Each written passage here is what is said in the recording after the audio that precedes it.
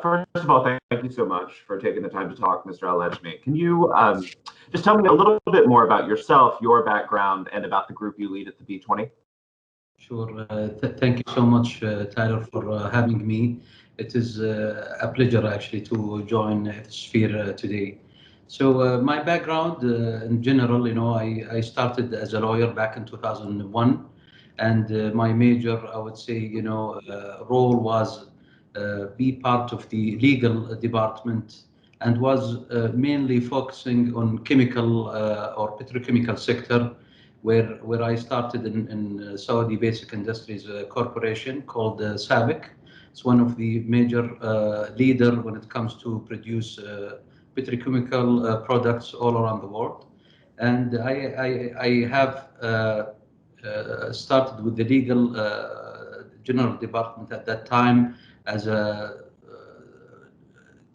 associate counsel at that time, and I advanced in my career throughout the years until I became the general manager of the legal affairs within the company. And I have been exposed to too many functions in relation to legal matters, namely mergers and acquisitions, commercial transactions, litigations, compliance, as well as international trade. Recently, I have been moving out from the petrochemical sector toward the telecommunication sector. I've been appointed to be the vice president and the general counsel of the Saudi telecommunication company, and that was in August 2019, and I have just completed 1 year in the company. Also part of my job is that I have been also participating in non-profit organization like Pearl Initiative. I've been part of their board, which is a major promoter for transparency and compliance in the GCC region. Currently as well, I am assuming the role of the chair of the Integrity and Compliance Task Force under the B20. As you know that the Kingdom of Saudi Arabia is hosting the G20 summit this year, and part of the G20 there is a group that is specifically targeting or representing the businesses in all of the G20 countries, namely the B20. And under the B20 there are 6 priorities that we were focusing on this year. And part of these priorities was the integrity and compliance. So our task force is composed of about 107 members and co-chaired by global business leaders in the compliance area. Together we have collaborated on a number of policy recommendations and projects to advance the global anti-corruption agenda. Additionally, one of the, I would say, B20 priorities is to ensure our work is gender sensitive and inclusive of perspective of women. So in general, the B20 itself, we have a representation of women more than 30%, which is compared to all of the previous presidencies. I think we have a record this year that there is more inclusion of women in the discussions and that present certain priorities and recommendations to the G20, and we are absolutely proud of that. In our task force, the integrity and compliance, we do have 39% of women participation in the task force. We do have 90% of the task force itself representing all of the G20 countries or the businesses in the G20 countries, and we do have also 10% representing Saudi Arabia. We have started the work since the beginning of March this year, and we are going to conclude hopefully by the end of October. All right, thank you for that overview of your own history and your work with the B20. So what are your goals for the Integrity and Compliance Task Force with the B20? Our objective first is to totally be in line with also the objective of the Anti-Corruption Action Council under the G20. As you know, I mean, the G20 itself, representing all of these countries, they do have certain initiatives and certain priorities that they are promoting for. And under the B20, we try to make sure that we are aligning with some of the priorities that has been raised by the G20. Not only that, going back to all of the B20 presidencies in the past, we looked into certain, I would say, priorities that was promoted at that time. And we believed that we need to truly look into the areas that was not either implemented, or there are certain gaps that we can add value in our task force. So as we know, corruption has significant or negative impact on the global community. It, as you know, it undermines the rule of law, democracy, endorses trust in institutions, creates barriers to inclusive growth, causes certain business disruption. So we believe that in order to create an open, transparent, and a legitimate world economy, the members will gather together, represent all of the businesses in all of these G20 countries, and contribute to policy recommendations that will be presented at the end to the G20 leaders.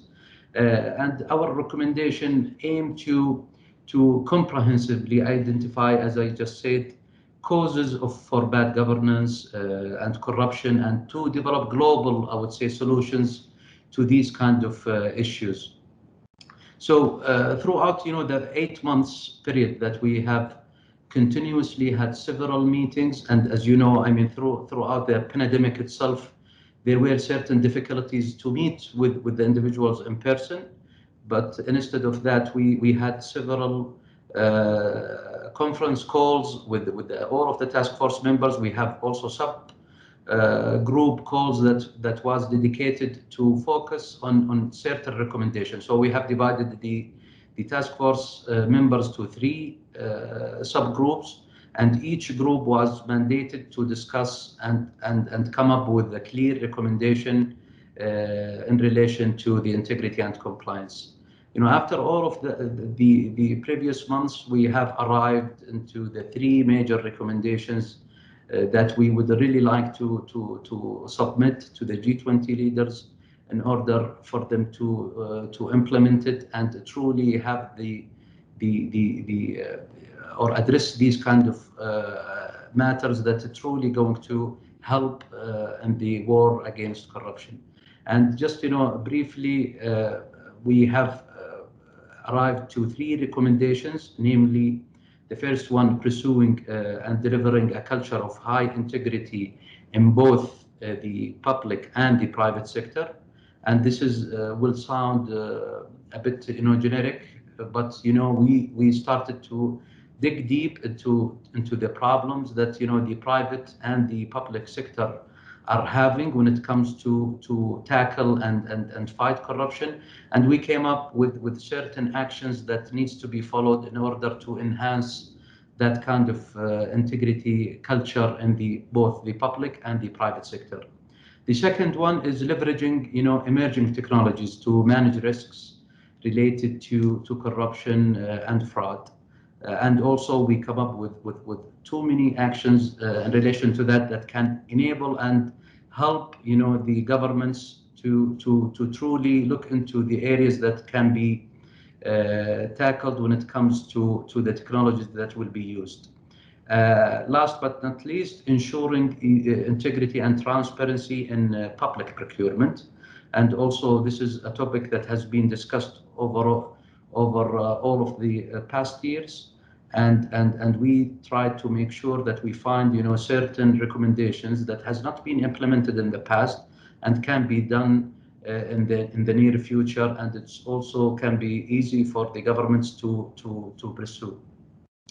As you know, Tyler, history tells us that emergency situations and related disruption increase integrity risk. I mean, we are saying that We have seen throughout even the pandemic, the current pandemic, that already had a devastating effect on communities, I would say, and the global economy at large.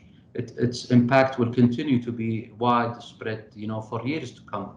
And the consequences that we are seeing, or the risks that we are seeing in relation to the fraud and the corruption, it's extremely increased at these times, and that we have seen that certain sectors will be more vulnerable compared to the other sectors, like for example the health sector itself. We have seen that there are certain risks started to arise because of the stimulus packages that is coming from the government, and because of also the certain misuse of certain budgets when it comes to responding to the current pandemic. And that's why when we came with these kind of recommendations, we tried to not only look into the post epidemic, I would say, time, but we also looked into the time of the current pandemic itself, and what are the recommendations that can truly not only identify and find solutions for risks throughout the pandemic and also after the pandemic as well. So one of the things that the B20 itself used or tried to contribute to respond to the pandemic itself, that we came up with some kind of a policy statement that not only focusing on the integrity and compliance, but to the other priorities of the B20s, like for example the finance task force, or even the international trade task force, the digitalization task force, women in business task force, or even the future education task force. We came with a special report to be addressed to the G20 leaders on jump-starting the global economy in a post-COVID-19 phase.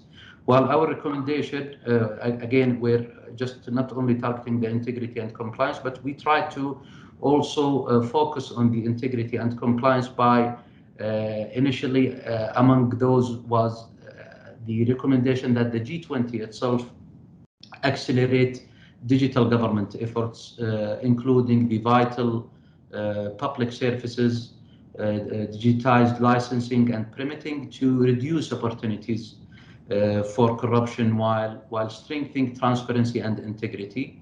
The recommendations also highlighted the importance of addressing a wide-reaching crisis like this one that we do have, and what are the mitigation that the governments can actually promote for, and also it will truly benefit not only the businesses but all of the other sectors in this field. Throughout the please go ahead. Do you have a question?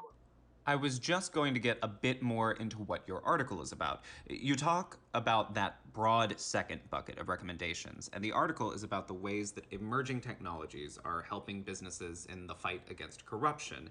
And you specifically focus on digital identity standards and public national registers of beneficial ownership.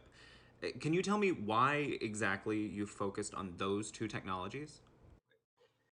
Well, I mean, using or the widespread adoption of the digital tools and technologies is central to be honest, to fight against corruption. It will truly enable the automation of process across organizations and the supply chains, we believe.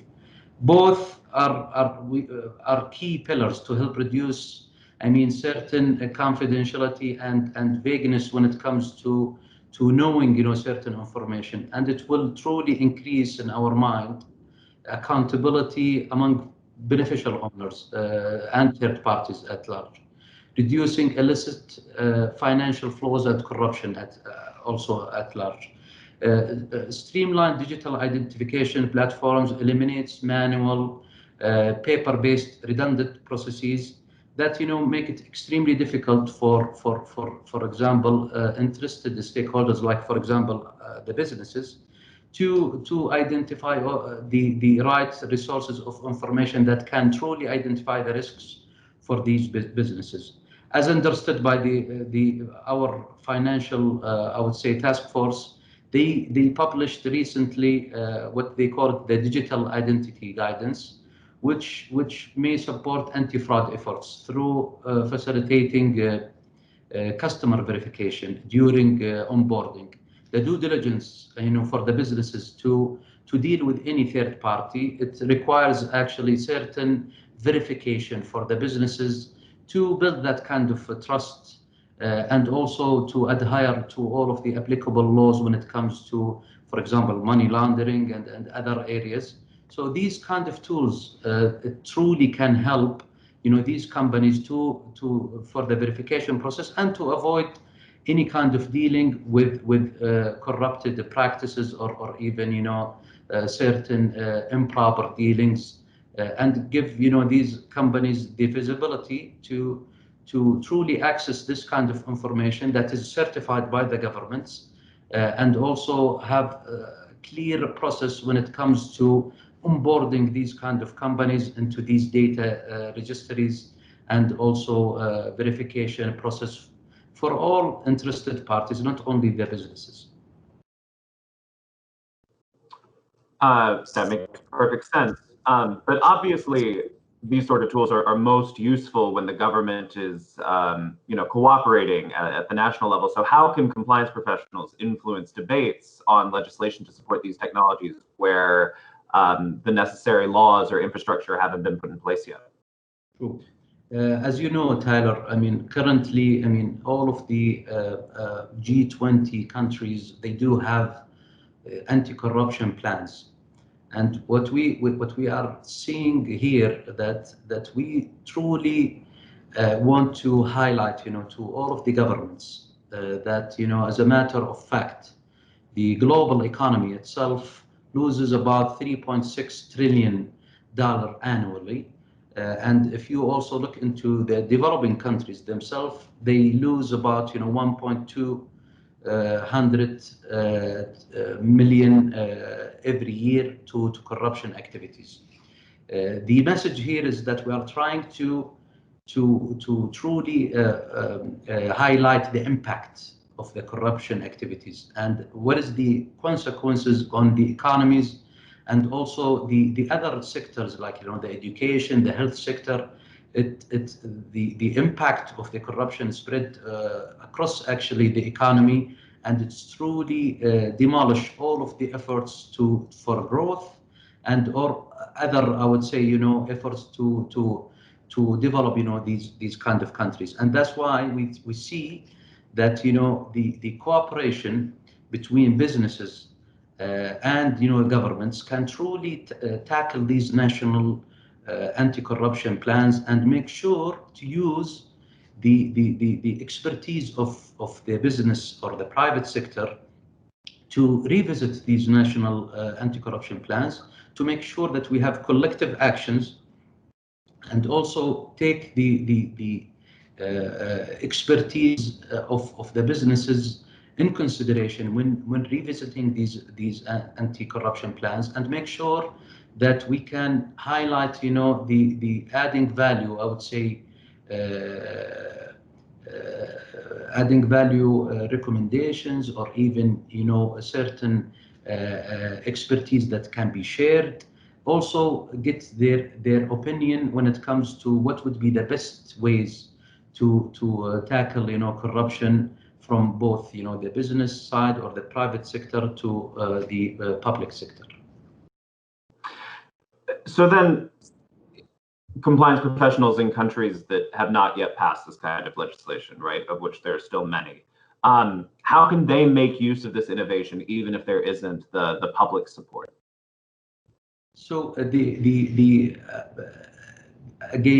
I can actually recall the discussion that we had throughout the last months with all of our colleagues representing the businesses who are interested to promote for their technologies that can be addressed to certain governments that can truly help when it comes to complying with certain regulations, and also to fight corruptions. We are seeing that the benefit that for these kind of technologies can be highlighted in several, I would say, areas.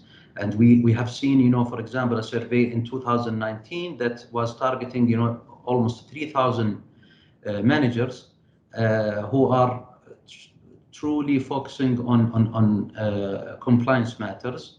And when they have actually asked them the question about the technology and the use of these technologies, 97% of these managers actually said that there is absolutely a need and the technology can play a vital role when it comes to fight corruption. As the technology continues, as you know, evolve and profoundly transform the public and private sectors, it is, we believe, vital we invest and even leverage new technologies. We are trying to convince the governments that there are certain areas that can be focused on when it comes to promoting certain technologies to truly tackle certain deficiencies or certain gaps that technology can solve. And again, when we had, the discussion with all of our task force members, there were individuals who were trying to promote for the technologies that they can actually put on the table and can not only help, the government, but also can help the businesses itself.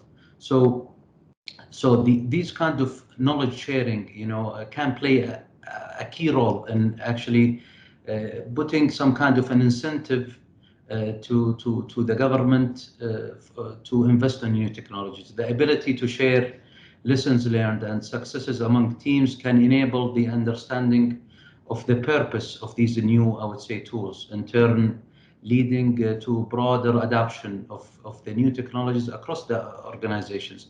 So as simple as that the businesses can truly help when it comes to finding, the right technologies that can be used.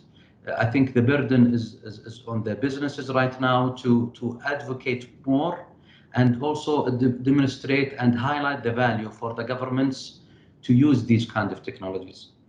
Mm-hmm. And what advice would you have for compliance teams at companies that feel like they are underutilizing these new technologies? Where should they begin? What's a good place for them to start? So, we see the B20, for example, platform is an excellent platform that can promote for these kind of, I would say, technologies. As you know, B20 Saudi Arabia will be hosting the summit this year, which is going to be on the 26th and 27th of October, in which global leaders from businesses, academia, civil society, and international organizations will discuss the world's most pressing issues, such as post-pandemic recovery and transitioning towards a clear, resilient, and more digitally enabled future. So we are seeing that, such a platform will enable all of the businesses represented already in all of the task forces to address these kind of matters to the leaders. Of course, B20 is going to be, or the B20 in Saudi Arabia will be focused on presenting inclusive, action-oriented, and differentiated policy actions that will enable, these kind of individuals that has been already presented in the B20, I would say, priorities, to talk, to leaders or translate, their recommendations in a policy document that can be easily recommended to the G20 leaders, and also with meaningful action-oriented recommendations that can also let the leaders truly find the value of these kind of recommendations and can truly implement them in their real life. So this platform is going to be absolutely a key for these businesses to promote for all of these solutions. And we believe a part of our role in B20 to take all of that, I would say, perspective from all of the businesses all around the G20 countries and form it in a way to be completely easy for governments to adhere and also respond to these kind of recommendations, because we see the value of these kind of recommendations because of the gaps that we have addressed and also the risks that we have seen, not only during the pandemic, but also after the pandemic, because we cannot only focus on the pandemic itself, because the pandemic can go away in a few months of time. But we truly would like to always recommend to the governments a sustainable type of recommendations that can last with all of the G20 countries. All right. Well, Mr. Al-Ajmi, thank you very much for taking the time to chat with me about the important work you all are doing at B20. And I'm sure that our readers will be eagerly on the lookout for the final slate of recommendations that you all put forward. Thank you so much, Talia, for your time. It was absolutely my pleasure, actually, to be with you today.